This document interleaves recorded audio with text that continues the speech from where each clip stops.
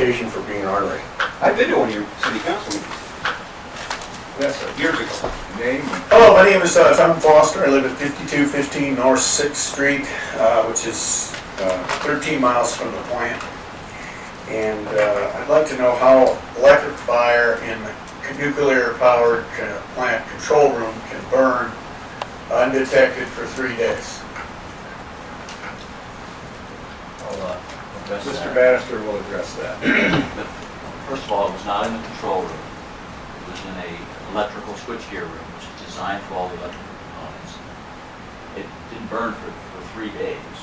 The fire started, was put out almost instantly the day it happened. Well, I understand that's when the fire traveled out of the box that had been smoldering in for 3 days into another box, and that's when it was detected. You're referring to the acrid odor that we had smelled 3 days prior. When we detected that as well. We sent teams of electricians, operators, engineers out to try to find these. It wasn't continuous.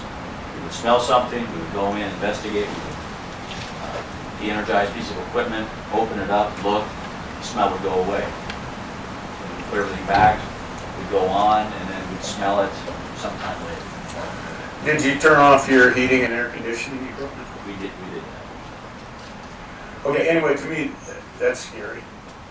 And what worries me more than just the fire is, for instance, why wasn't the media allowed access to the plant during the flooding? They were.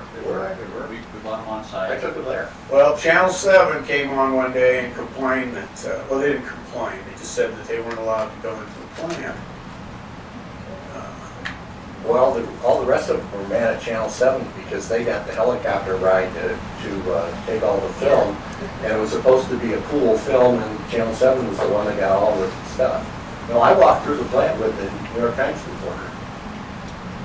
But none of the local television. Yeah, they were all there. Well, I'll stand And Joe corrected Jordan. on that point. And Joe Jordan. What worries me the most about the plant is the staff that will have to be retrained, relocated, and if the plant is found to be unsafe. The Nuclear Regulatory Commission, they work for the very utility companies that they're supposed to regulate. So when their term of servitude on the NRC is completed, they're going to have to go back into the job pool, and as nuclear engineers and nuclear scientists, they cannot be employed profitably for their standard of living anywhere but the nuclear industry. So you're dependent on the NRC to give you information, and you're depending on a staff who really doesn't want to move to Chicago to work on the Zion nuclear lemon or any of these other nuclear power plants that are having problems, because that's where the jobs are available. People are quitting, and those are the only jobs available. If your plant closes, you're going to be forced to go somewhere where you're not going to want to go. Or you're going to have to get retrained as a wind energy jockey, and maybe some of these guys aren't young enough to climb into those towers. Anyway, the day you guys turn that plant on, are the emergency people in Omaha going to be notified? I mean, if there's some kind of problem at the plant, when you go back on, when you turn that thing on, is there going to be a hotline to the people in Omaha so we can get the heck out of the way? Are we going to be told when that plant is going to get turned on? Oh yeah, I'm telling you, the Hindenburg, the Titanic, the space shuttle, there were all a bunch of smug people in the control room or wherever that thought nothing would go wrong. And where there's human beings, people can goof up. That's a fact. Nobody in this room is going to argue with me on that.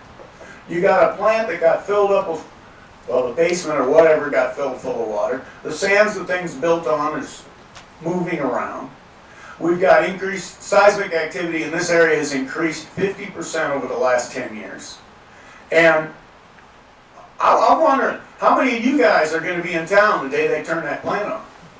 I will. I live 3 miles away from that plant. Okay, I lived there for let the last record show 30 that years. 4 people put their hands up. Okay. I have no life. I don't go anywhere. I might be on the tractor. Okay, well, we're gonna have a, wonderful little adventure if, things go wrong. So, I'd hate to leave my home and just grab everything but my pets and about half of my record collection. You know, go out and look for the plume. Because it's, you know, Fukushima happened, 3 Mile Island happened, all that stuff happened, man. I'm worried.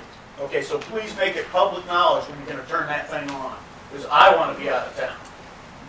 So, thanks for letting me have a chance to speak.